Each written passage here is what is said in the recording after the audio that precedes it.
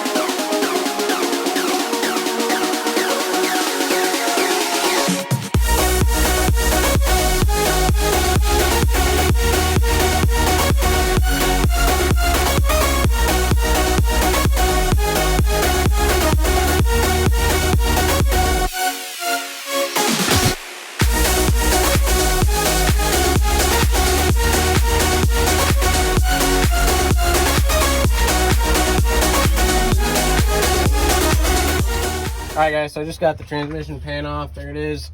And here's the filter that we're going to be taking off. I apologize, it's a little dark, maybe hard to see. So these ones aren't bolted on at all. You just kind of wiggle it down. I might have to have 2 hands to do this. It's kind of hot. There it goes. A bunch of fluid dropped out with it. Now, there's a little O-ring up in there. I don't know if you can see it right there. It sits on the edge of that. Make sure you pull that out of there. Be very careful if you use a pick or something that you don't scratch the case surface at all. So pull that little O-ring out, press your new filter back in there, and then put your pan back on the new gasket, and you'll be good to go. On the transmission pan, make sure you clean it very well. There's a magnet that sits in the bottom of this. See it or not? There it is. Make sure you clean all the metal shavings and stuff off of there. It's normal if you see a little like dust layer on the magnet, but you don't want to see any chunks or slivers of metal. That wouldn't be good. So let me get the pan back on this. I'll probably go back to time lapse to do that. I don't know if I will or not. Let me get the pan back on this, and then I'll go up there and show you how to change the cartridge filter up on the front inside the frame rail up there. Alright, guys, so here is the other transmission return filter. So this is on the transmission cooler lines, and it filters the fluid that goes from the cooler back to the transmission to make sure there's no junk in there. And this one is located on the passenger side front of the truck, right inside the frame rail. So in order to take this one off, there's a 22mm nut right here in the bottom of it. It says 22mm right in the middle of it, if you can see that. However, this one was chipped off on 2 of the corners by the previous owner, and I tried using different size sockets on there and then ended up breaking off even more of it right there. So when that happens, the best way to get this off is to unbolt your sway bar right here, unbolt that bracket on both sides. So you can drop this down a little bit, and that way you can lay a pipe wrench right up above the sway bar, and you can get on that to unscrew it off. So I have it cracked loose. I haven't taken it off yet. Make sure you got a pan under here to catch all the fluid. These are usually on there extremely tight, so you might have to fight with it a little bit to get it to come off. So as you can see, there's a filter, pretty nasty looking. Kind of looks like a little mini roll of toilet paper. So get that dumped out of there. Clean out the bottom of this bowl very well. Use some brake cleaner if you have to. And then slide your new filter back up in there. Put that little spring cap on the bottom end of it. And go ahead and screw this back in there and you'll be good to go. Now that you're done changing both filters, you have the pan back on with a new gasket. We're gonna come up here and start filling it with transmission fluid. So these trucks call for Mercon LV, that one right there on the right.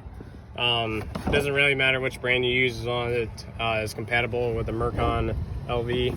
So how much fluid you put in it is gonna depend on what you did, whether you did a full flush, just changed the two filters, or just changed one, whatever you did, that's gonna determine how much fluid you put in it. So just fill it up with about how much you think came out, and then start it up and start pulling your dipstick and check fluid level. So start getting this thing filled up, and then I'll show you what the stick looks like when we're in the proper range.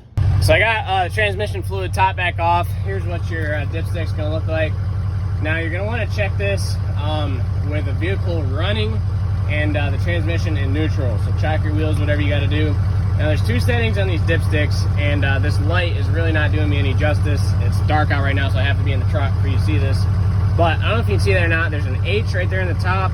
See if I can get some better light. There you go. There's an H on the top that stands for hot, temperature of your transmission fluid, and then there's a C right there that stands for cold. So depending on if your transmission temperature is hot or cold, that will determine where you set the level on this stick. So mine's actually hot because I drove it around a little bit and let the fluid circulate in the system, and added a little bit more when I got back. And now, as you can see, it's right there at the top of the hot part, which is just perfect. So there you go. That's how you change fluid and filters in 5R110 transmission, and you can do it right in the Walmart parking lot. So if you like the video, like, subscribe, all that good stuff, and we will see you in the next one.